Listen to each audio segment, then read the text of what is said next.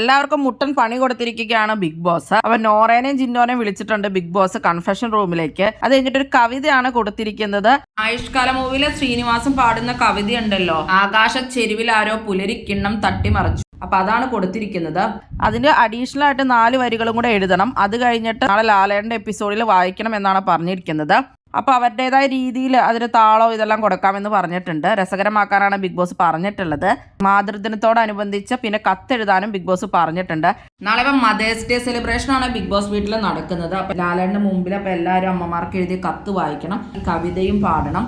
Big boss ഒക്കെ കുറച്ച് പേരൊക്കെ പേരാക്കിയേക്കണത് അങ്ങോട്ടും ഇങ്ങോട്ട് വഴക്കൊക്കെ ഉള്ളവരെയാണ്. നോറേനെയും ജിൻഡോനെ വിളിച്ചു, ഋഷിനെ അപ്സരേനെ വിളിച്ചു, ജാസ്മിനെയും സിജോയിനെയാണ് വിളിച്ചത്. അങ്ങനെയാണ് പേരാക്കിയിട്ടുള്ളത്. ഋഷി അപ്സരയും പറയുന്നുണ്ട് ബിഗ് ബോസ് ഇത് മനഃപൂർവ്വം ഇങ്ങനെ പേരാക്കിയേക്കണയാണെന്നൊക്കെ.